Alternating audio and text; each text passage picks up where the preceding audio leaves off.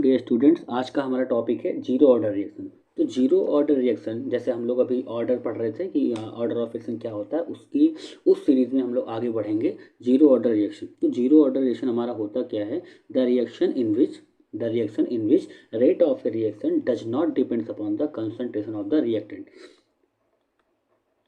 The reaction the reaction in which rate of a reaction rate of a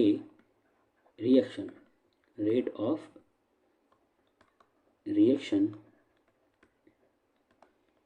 does not depends upon the depends upon the concentration of the reactant. तो इसमें होता क्या है, zero order reaction पे ऐसी reaction जिसकी rate उसके reaction में जो कंसंट्रेशन ऑफ रिएक्टेंट है उस पर डिपेंड नहीं करती, जिसका रेट रिएक्टेंट के कंसंट्रेशन पे डिपेंड नहीं करता है, उसे हम लोग कहते हैं जीरो ऑर्डर रिएक्शन। ठीक है, तो यहाँ पे हमको सीखना क्या है कि रेट कांस्टेंट का हमको पूरा डेरिवेशन करना है जीरो ऑर्डर के लिए। ठीक है, जैसे हम लोग यहाँ पे इसको डेरिवेशन स्टार्ट करते हैं, तो जैसे हम लोग स्टार्ट करेंगे, सपोज ए रिएक्शन, और ये टॉपिक आपके एग्ज़ाम में आते हैं। ठीक है, सपोज ए रिएक्शन। तो हमने क्या किया, कोई भी रिएक्शन सपोज करेंगे। ठीक है, जैसे मान लेते हैं कि हमारे पास में ए है और हमारे पास में ये क्या है, बी। तो अगर यहाँ पे देखा जाए कि जब हमारी रिएक्शन स्टार्ट नहीं है, मतलब at t is equal to zero, तो उस केस में जो ये ए होगा, जो आपका ये ए होगा, वो कैसा होगा, ये आपका रहेगा ए नॉट का मतलब क्या होता है, इनिशियल कंसंट्रेशन। ए है इसलिए मतलब हो गया initial concentration of the reactant. ठीक है, अब मान लीजिए एट कुछ समय बाद, मतलब टी इज इक्वल टू कुछ समय हो जाएगा, उस केस में जो हमारा ए होगा वो हमारा क्या बन जाएगा, ए। मतलब जहाँ पे ए नॉट होगा वो हमारा हो गया इनिशियल कंसंट्रेशन, और जो हमारा ए हो गया वो हमारा क्या हो गया, फाइनल कंसंट्रेशन। ठीक है, तो इसके बाद हम लोग आगे देखेंगे, इसको हम लोग डिराइव करेंगे। देखिए इस चीज़ को ध्यान से समझेंगे। ये बन गया, तो यहाँ से हमको लिखना होगा रेट। क्या लिखना होगा, रेट, मतलब हमको लिखना होगा आर। यहाँ पे हमको लिखना होगा आर। देखिए आर रेट हमने सीखा था, रेट निकालना, और हम रेट एक्सप्रेशन लिखना सीखे थे। तो रेट के लिए हमारे पास में क्या हो जाएगा, माइनस क्या होगा, देखिए माइनस में ये आपका हो जाएगा डी ए, अपॉन में क्या हो जाएगा, d t, is equal to आपका क्या हो जाएगा, के। अपने पास में जाएगा के, और देखिए के साथ में अपने पास ए, और जो ए होगा इसकी पावर क्या होगी, जीरो। क्योंकि देखिए जीरो ऑर्डर रिएक्शन है, तो यहाँ मतलब कंसीडर करते हैं कि इसके यहाँ पे जीरो होगा, तो जो उसकी वो पावर बन जाएगी के। अब देखिए यहाँ पे किसी की पावर अगर जीरो होती है तो वो वैल्यू कितना हो जाएगी, वन। इट मीन्स आपका ये आर हो जाएगा माइनस डी ए अपॉन में d t is equal to क्या हो जाएगा, के। ठीक है, तो यहाँ पे इसको हम ऐसे लिख दें, minus d A is equal to ये क्या हो जाएगा, के डी टी। ठीक है, इतना समझ में। इसके बाद हम लोग इसको थोड़ा सा आगे करेंगे। देखिए यहाँ पे जो ये हमारा इक्वेशन, इसको मान लेते हैं हम लोग क्या करते हैं, इसको कहते हैं हमारा इक्वेशन नंबर फर्स्ट है। ठीक है, क्या हमारा इक्वेशन नंबर फर्स्ट है, तो हम इंटीग्रेटिंग इक्वेशन नंबर फर्स्ट, देखिए क्या हो जाएगा, इंटीग्रेशन हमारा सिंबल ये होता है, ये लगाओ माइनस यहाँ, ये लिखो डी, और ये हमारा क्या हो जाएगा, ए। तो ये हमारा हो जाएगा, इंटीग्रेशन लगाए हमने, क्या लिखा, के और डी टी। तो जो चीज़ कांस्टेंट होती है ना, वो हमेशा इंटीग्रेशन के बाहर लिखी जाती है। देखिए मान लीजिए हो जाएगा d A is equal to, ये हमारा हो जाएगा के, और ये हमारा क्या हो जाएगा, डी टी। ठीक है, याद करिए यहाँ पे जब भी किसी चीज़ के इंटीग्रेशन मान लिखा हुआ है, डी एक्स लिखा हुआ है, तो इस इंटीग्रेशन से ये डिफरेंशियल कट जाता है और ये बचेगा क्या, एक्स। इस तरीके से मान लीजिए यहाँ लिखा हुआ है क्या, डी ए लिखा हुआ है, तो ये क्या बन जाएगा, डी सी का, इसलिए क्या बचेगा हमारे पास में, बचेगा क्या, ए। ठीक है, ऐसे यहाँ डी टी का क्या बचेगा, टी बचेगा। जैसे मान लीजिए ये अपने पास में डी टी है, तो ये क्या बचेगा, केवल टी बचेगा। ठीक है, आइए समझेंगे। तो जब इसको इंटीग्रेट करेंगे तो यहाँ पे बचेगा क्या, ये बचेगा ए, क्योंकि डी तो कैंसिल हो गया, इज इक्वल टू क्या बचेगा, के, और जो डी टी का क्या बचेगा, टी। और जब भी हम लोग इंटीग्रेशन करते हैं तो साथ में एक कांस्टेंट आता है हमारा, क्या आता है, सी।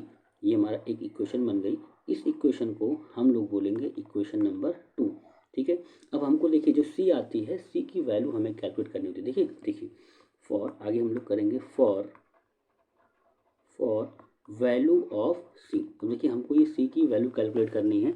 इसके लिए अगर हम आगे क्या करेंगे, देखिए वैल्यू ऑफ सी के लिए हम लोग लिखेंगे जो हमारा ये कंसंट्रेशन ऑफ ए है, ठीक है।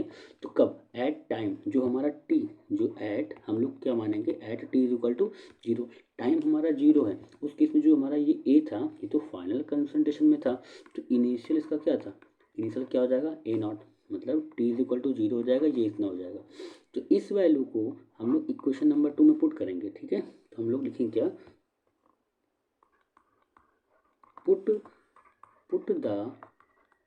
Put the value of T and A in equation second. हम लोग आएंगे इक्वेशन नंबर सेकंड में, ठीक है। तो हमारे पास एक क्या हो जाएगा, यहाँ पे ये हो जाएगा। एक बार पहले इक्वेशन लिख लेते हैं, आपको समझाने में इजी हो जाएगा। देखिए जहाँ पे ये ए है, ए के यहाँ पे क्या ए नॉट पुट कर देंगे, तो हमारा ये हो जाएगा क्या, ए नॉट और ये के, और जो टी है, टी कितना बताया हमने, जीरो, प्लस में क्या हो जाएगा सी। तो यहाँ पे इसकी वैल्यू हो जाएगी minus A not is equal to में क्या हो जाएगा, ये हमारा हो जाएगा सी। अब जो हमारा ये सी की वैल्यू आई है, इसे जो हमारी ये सी की वैल्यू आई है, देखिए अब आगे क्या करेंगे,